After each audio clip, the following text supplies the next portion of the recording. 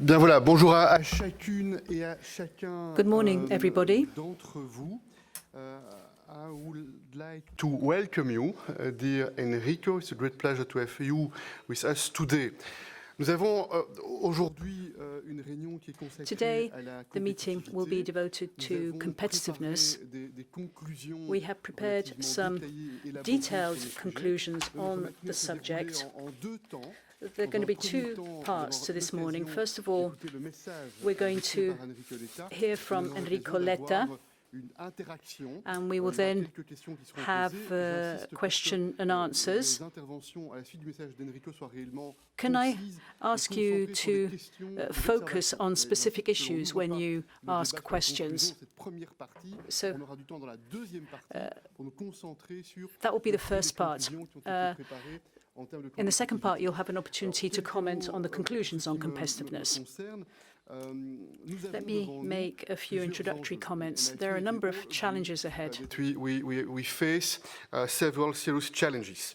Climate change and the Green Deal, digital revolution, the need to invest in security and defense, and on top of that, we know that we have some demographic challenges that we need to take into account. It means that the single market and the economic base is our best asset, is our best strength, and we need to identify what we should do to make sure that these assets can be developed, can be used so that we address the different challenges. And here it means that we need to tackle the topic regulation. How can we make sure that we regulate well in a smart way, point one. The topic investments, how can we make sure that we mobilize more financial tools to address those strategic challenges, and the energy union, probably in line with the industrial ambition we have for our European Union, without forgetting the role that is played by the SMEs and the importance on the one hand to scale up, but to take also into account the territories. And we know that our economic strength, it has a direct consequence for our ability to protect our societies and to develop our social models. Voilà, these are a few points. And I propose to give you the floor, Enrico. I would like to say thank you on behalf of all the colleagues in advance, because you have been working a lot on this report. You had so many meetings across the EU. This is a lot of work. And we know, all of us very well, how you have decided to engage a lot with all of us, but with also many other European interlocutors, so that your report is taking into account a broad range of dialogues, conversations, discussion, and this is built on this inclusive approach, and I would like to thank you for that. Please, Enrico, c'est un plaisir pour moi de te donner la parole. It's a pleasure for me to give you the floor now, Enrico. Merci beaucoup, cher président, cher Charles. Thank you, President. Thank you, Charles, for inviting me. It's quite an unusual event, I know. This council doesn't usually invite people from the outside, so thank you for giving me this opportunity to present the report.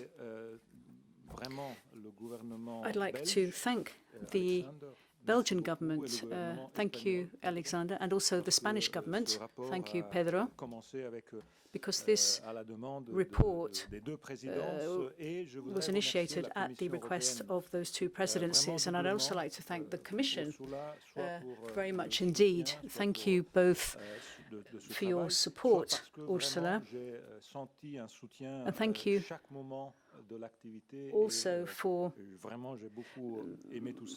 providing support and assistance along the way at each stage in the process. And I'd like to thank the Hungarian presidency as well, because the Hungarian presidency will continue this work. When we met, we thought that this would be an important point for the Hungarian presidency, namely the implementation of what is in the report.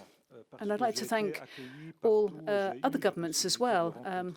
I had an opportunity to meet all your governments, stakeholders, social partners, national parliaments, and it was fascinating, really. It's been an extraordinary journey. It was also an interesting journey for me. something that I hadn't seen understood before. I think the first aim in this process,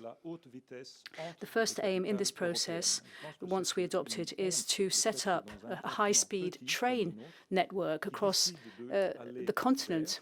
It's a small travel by train, by high-speed train among our capitals. The fact that I was obliged to fly, I think, is the demonstration of something that we are missing. So I wanted to tell you that this is part of the report. I put it in the report. I think it's a good point. We have only Paris, Brussels, Amsterdam as high-speed train connection among big cities in Europe. And I would like to thank also especially the Italian government, my government, the government of my country, because of the support and the work we had together. And of course also the European Parliament and the other European institutions. First of all, the title. You see the title of the report. The title is really the link with Jacques Delors' ideas. Much more than a market is really the idea that this report and the single market is more than a market. I know someone in Spain are making a link with Més que un club, but it's another topic, if I may say, Pedro. But in reality, is this the topic with the Delors idea? Much more than a market. Life of citizens is here at the very center of everything. This is why this report is linked to the memory of the great leader of the European Commission from 85-95 and founder of the Institute Delors, Jacques Delors. First of all, the diagnosis of my report is the décrochage, as we say. We use this term. There's a risk décrochage. The gap is growing between the European Union and the US, first of all. We have to run, and the next legislature has to be a legislature in which we try to close this gap on many issues. What I will present here is a toolbox. It's not a Bible, it's a toolbox. Toolbox means that here you have a set of tools. You have many tools, many possibilities to choose and to use. Some of these tools can be immediately feasible, others they need a lot of time or more time, but it is important to know that it is for you, for the discussion also in the next months, for the European elections campaign discussion, because I think at the end of the day it will be the vote of the citizens that will take the decisions.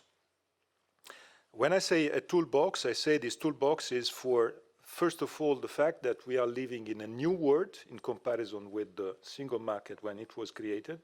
When it was created, we were with the Soviet Union, Germany wasn't reunified, we were less than half of the member states. The European Union name was European Communities, and China and India together were 5% of the world economy. That was the world when we launched the single market 39 years ago. Today, new world and new needs. This is why we are here. And the new needs are three main topics, where the needs are needs of, first of all, how to finance these needs, the transition, just, green and digital transition, security, that is a new need for the European single market, and the enlargement, that is, once again, a new need. The proposals are realistic and pragmatic proposals. It is not a dreams book. I don't propose any treaty change. I want to be very clear, because I know very well that proposing treaty changes means today not being very concrete or being able to have immediate. Of course, it is not the way for me to say that we don't need treaty changes. I think we could need. But in this report, you will find pragmatic solutions with a vision, but pragmatic solutions. To, first of all, to enforce better, because we have a big problem of enforcement, to guarantee the level playing field at our single market, to avoid over-regulation. we start with three leftovers, the three leftovers of the Delors period. When Delors started, three main subjects, three main sectors, energy, telecom, and financial markets were not at the center of the single market. They were marginalized in the discussion. And this is not by chance. These three sectors are the sectors where today we are in lack of competitiveness. Telecom, we know very well, the fragmentation, more than 100 operators. Today, consumers, but also tomorrow consumers, because the technological revolution on telecom today is not a European one. It was a European one in the 80s and in the 90s. It is no more a European one. I was very happy in Stockholm and in Helsinki to visit Ericsson, to visit Nokia, but it is clear that today we need to relaunch on this sector, and scale matters here. It is very clear. We have to have in mind that consumers, they have to be protected, but scale also matters. Energy, the need to have an energy union is part of the report. You have in the report many recommendations, many ideas. I put the attention on interconnections and infrastructures, because I think this is one of the key points. If I may say, it is the same problem with the high-speed train. We have high-speed train within our countries, but they are not connected among the different member states. And it is the same for energy. Domestic markets, but a big problem in terms of connections among countries. So we have to work on these bottlenecks, and we have to find the solutions. And the financial markets, I propose in my report, we know very well that on financial markets today, we are sharing the crumbs, and everything is in the US. And this is the main problem. This is why in the proposal, in my report, I try to launch the idea to stop, first of all, naming Capital Markets Union as Capital Markets Union. It is not a good name, it's a bad name, but it's I think the idea has to be developed in a savings and investments union. Why? Because the idea is to link the integration of the financial services to needs that are not finance for finance, but are needs for common goods. And common goods like how to finance the transition, the triple transitions are there. And if you are not able to find money through the capitals, to the financial markets, so private money, money will be only public. So we need both, in my view, private money and public money. This is why I propose this name on savings and investments union. That is, in my view, the way to overcome one of the problems we had. And these financial needs, the needs to have the transition, to have circular economy, I propose also this circular single market as one of the main points. We need to organize a balanced set of tools to be able to support, to help financing the transition, defense, enlargement. I think these three are crucial, and on the three we have to put into on the table that we need some new tools. I'm now moving on to my conclusions, Charles. Basically, we have to put together a set of actions, involving private money, public money, the national level and the European level. If we can create this toolbox, we should then be able to provide the answers needed. As I went around Europe, lots of people asked, who's going to pay for all this? Lots of people said, I don't want to pay for it. There has to be a common solution to this problem. And I think that's a very important point. I'd like to conclude with two final points. In the report, you will find the idea of a fifth freedom. What's that all about? Well, as you know, Jacques Delors launched the four freedoms: goods, services, capitals, and people. That's, very 20th century, if you like. It sounds very 20th century. So the proposal is to work on the intangible, if you like, adding a fifth freedom to the four existing freedoms. And this doesn't contradict what I said about changing the treaties, because it is possible to do that on the basis of existing treaties. We've got Article 179 of the treaty, which focuses in particular on research. So I think we can give a big impetus there. AI, innovation, data space is a crucial topic for the future. La recherche. Research. We need to move forward on those fronts and launch this fifth freedom. I think that will give a big impetus. And I'd like to end with the concept of a single market for all. It's a very important final point for our conclusions. What does it mean? It means that until now, the single market was not for all. The single market was more for big companies rather than for SMEs. The single market was more for the skilled people rather than less skilled people. The single market was, first of all, for those who want to have the freedom to move as the most important part of their life.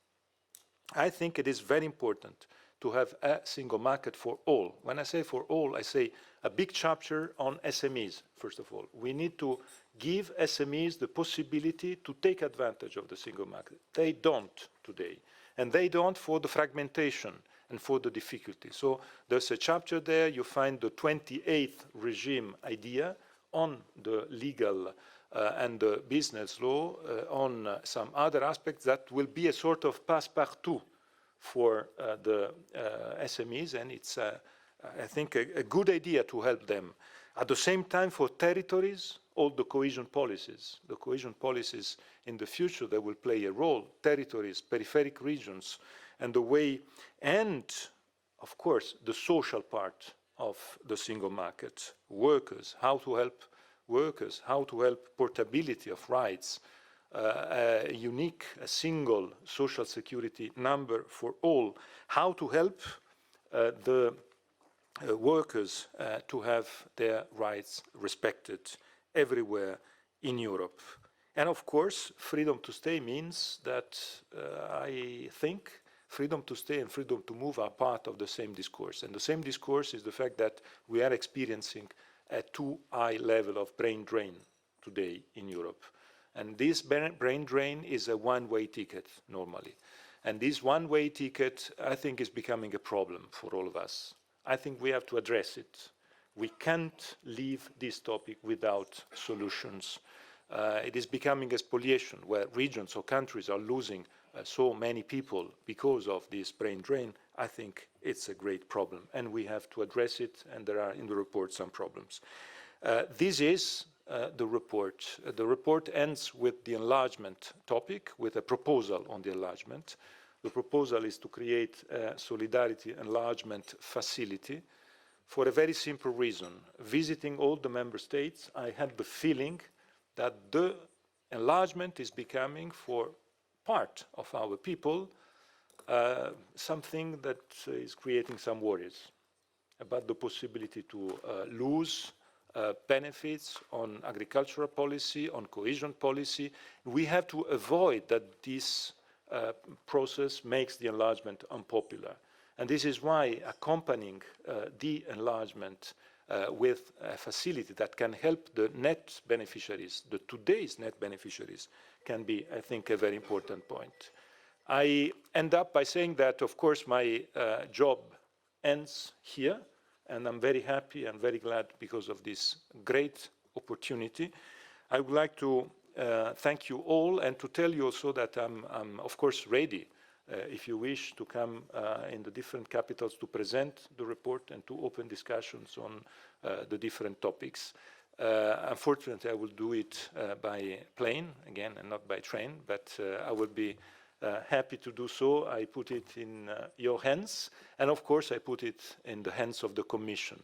The Commission will be the protagonist in this final part of the legislature and for the next legislature to the implementation of this report. I would like to end up with an episode. I'm a very good friend of Mario Monti. Mario Monti was the one who wrote the last report on the single market. It was 2010. And in my report, I took some of the topics that are in the Monti's report.